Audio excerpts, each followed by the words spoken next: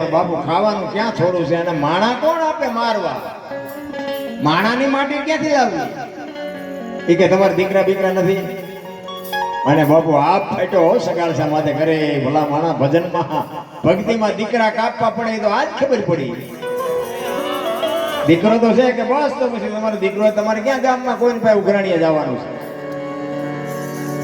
અને સગાળસા બાપુ એક વ્યક્તિને મોકલે કેલિયાને બોલાવવા માટે નિશાળે, અને નિશાળેથી ઘરે આવતો હતો ને એમાં ઈશ્વર બીજું રૂપ લઈ અને કેલિયાની સામે મળે ને કીધું, હે કેલિયા ભાગી જા, તારા ઘરે તારા બાપા ને તારી માં તને મારી નાખશે. એક બાવો આવ્યો છે, એક બાવો તારા ઘરે આવ્યો છે અને એ એમ કહે છે માણસની માટી જો એટલા માટે તને બોલાવ્યો છે, તું ભાગી જા કે તારી માં તારો બાપ તને મારી નાખશે.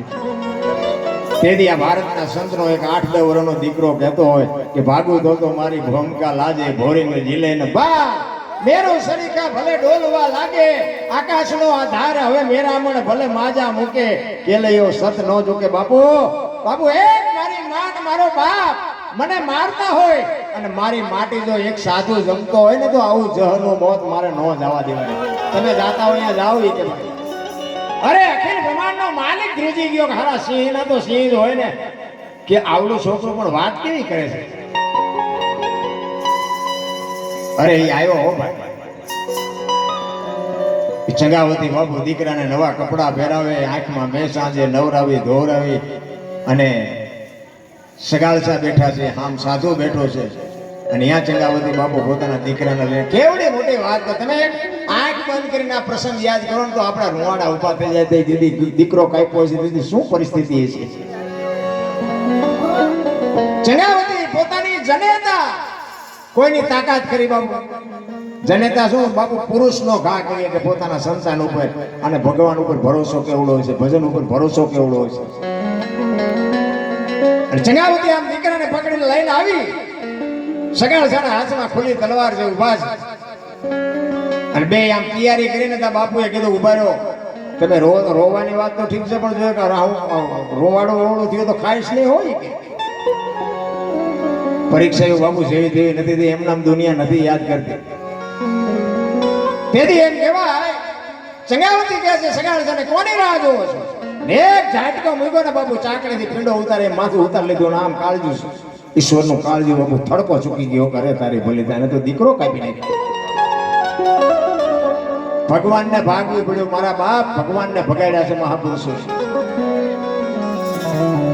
એ માથાને બાપુ આમ મૂકી અને દીકરાને જેમ બટેકા સુધારીને રસોઈ બનાવીને 32 ભાતના ભોજન પીરસે એમ બેહાડીને બાપુ બે માણા વેજડો નાખે, લ્યો બાપુ મારાને માટે જમી લ્યો. ભગવાનને એમ કે હવે આ મારે ખાવાનું જ હતું ને, મને એમ કે નહીં કાપે, આમને કાપી નાખ્યો, હવે શું કરવું? એ કે તમારો દીકરો હતો કે હા બાપુ એક દીકરો હતો, એ તમને કાપી દીધો. એક કીધું ને બાપુ થાળીને ઠેબો મારીને ઉભો થઈ ગયો. એ કે પેલા બોલાય ને એક જ હતો એમ, તમે હવે વાંચ્યા થઈ ગયા, હવે મારે તમારા ઘરનું ખાવું નથી. થાળી ઠેબો મારીને આમ હાલતો થયો ને તેથી સગાળસા ભાગીને ભૂકો થઈ ગયા. એને એમ તો કરે તારી ભલે તાર દીકરો કપાયો ને હવે ખાય નહીં. તેથી બાપુ આ ભારતની આર્ય નારી, હું તો એટલા માટે બહેનું છે ને બહેનોને ખાસ કહું કે તમે ધારો તો આજે બાળીને ભસ્મ કરી દેવી તાકાત છે તમારામાં. ઇતિહાસ તમે ખોલીને જોવો તો ખબર પડે, જ્યાં પુરુષ નથી પૂજી ગયો ને ત્યાં દેશની આબરૂ બાપુ બધી ભગવતી દીકરીઓએ રાખી છે. સગાળસા ભાગી ભૂકો થઈ ગયા અને અખિલ બ્રહ્માંડનો માલિક આમ હાલતો થયો અને બાપુ ચંગાવતી આડી ભરી હો આમ ડેલીનો ખડકી બંધ કરીને કીધું, હે બાપુ બેહી જાઓ જેના વગર નથી જવાનું. ક્યાં જાવ? એ કે વાંચ્યાનું કરે. બાપુ વાંચ્યા બીજો દીકરો તમારે જોઈ છે ને બીજું હું જોઈ છે, એટલા બેહી જાવ કે.